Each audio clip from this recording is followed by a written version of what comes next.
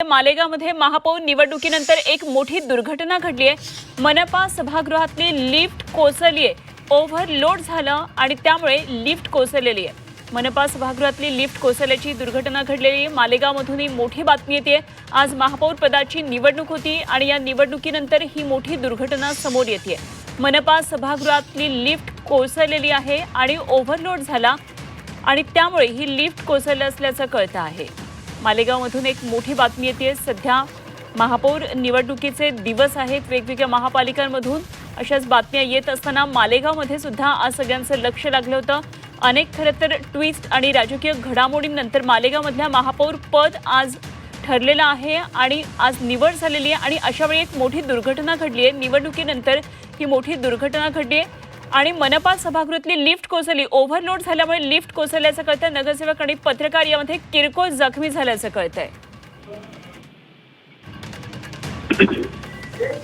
विशाल मोरे आमचे प्रतिनिधी आपल्या बरोबर जाणून घेऊया आणखी सविस्तर तपशील। विशाल, काय नेमकं झालेलं आहे? कशी ही दुर्घटना घडली आहे? नक्कीच महानगरपालिकेची महापौर व उपमहापौर पदाची जी निवडणूक होती ती संपली आणि त्यानंतर जे इस्लाम पार्टीचे संस्थापक आहेत आसिफ शेख यांना शुभेच्छा देण्यासाठी आम्ही पण गेलो होतो आणि त्यांची बाईक कव्हर करण्यासाठी म्हटलं जाऊ तर त्यांच्यासोबत आम्ही लिफ्टमध्ये गेलो आणि त्यांच्याबरोबर अजून काही कार्यकर्ते मध्ये घुसल्यामुळे लिफ्ट थोडी ओव्हरलोड झाली आणि जशी लिफ्ट ओव्हरलोड झाली तर त्या लिफ्टच्या तारा तुटल्या आणि तारा तुटून 2 वेळा ती लिफ्ट क्रॅश झाली आणि त्या लिफ्टचे जे दरवाजे आहेत ते तुटून त्याच्यामुळे ती लिफ्ट फसली। अन्यथा मग ती जर फसली नसती तर ती जर खाली कोसळली असतं तर कदाचित तिचा ब्लास्ट झाला असता। त्याच्यामध्ये मी स्वतः पण होतो लिफ्टमध्ये। एबीपीचे संदीप जेदोरकर होते, पुढारीचे प्रदीप पाटील होते, आम्ही सुद्धा पण होतो, क्लीन मीडियाचे पण होते आणि मग तात्काळ आपत्ती अग्निशामकचे सगळे काही आले कर्मचारी त्यांनी घटनास्थळी येऊन काही कार्यकर्त्यांनी ती लिफ्ट तोडली आणि पहिले तर पॉवर बंद केली आणि मग हळूहळू सगळ्यांना बाहेर काढलंय। अगदी पुढे खूप मोठी दुर्घटना होता टळली विशाल असं म्हणावं लागेल, कारण लिफ्टमध्ये अनेक जण होते। जसं तुम्ही सांगितलं की जर लिफ्ट खाली आदळली असती तर मोठा स्फोटही झाला असता। मात्र खरं तर सुदैव म्हणावं लागेल की लिफ्टमध्येच अडकली। मात्र विशाल, हे लक्षात कसं आलं नाही की एवढे लोक लिफ्टमध्ये जात आहेत, ओव्हरलोड होऊ शकते, हे कोणाच्याच कसं लक्षात आलं नाही?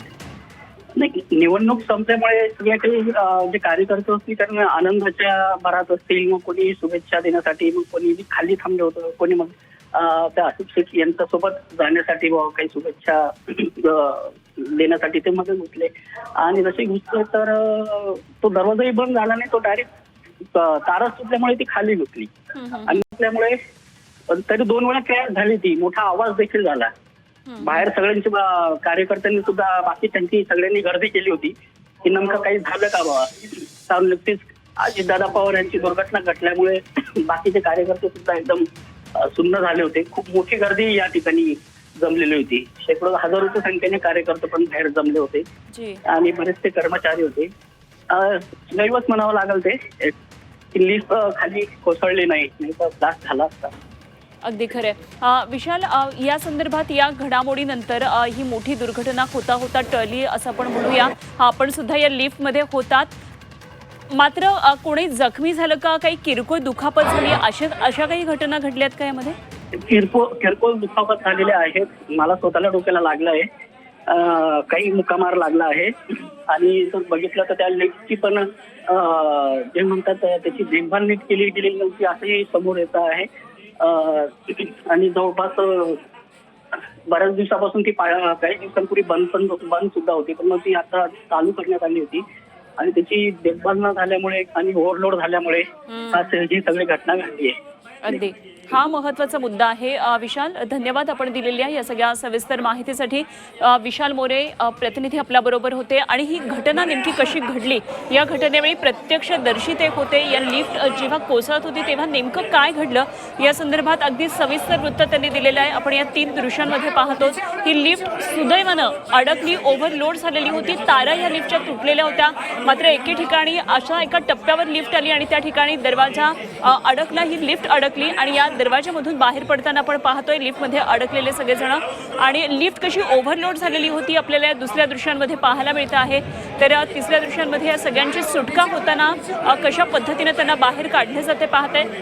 विशाल मोरे जेव्हा प्रतिनिधी आपल्याला सांगत होते, एकतर ही लिफ्ट खूप दिवसानंतर वापरामध्ये आलेली, त्यामुळे त्याचा मेंटेनन्स नव्हता सगळ्यात महत्त्वाचं, आणि ओव्हरलोड आल्याचं कोणाच्याही लक्षात आलं नाही। आज अत्यंत मोठा दिवस मालेगाव महापालिकेसाठी होता। महापौर पदाची निवड आज झालेली आहे आणि त्या दृष्टीने सगळ्या सकाळपासून घडामोडी घडत होत्या आणि महापौर पदाची निवड झाल्यानंतर त्यांच्या प्रतिक्रिया घेण्यासाठी माध्यमांचे प्रतिनिधी सुद्धा त्या लिफ्टमध्ये होते।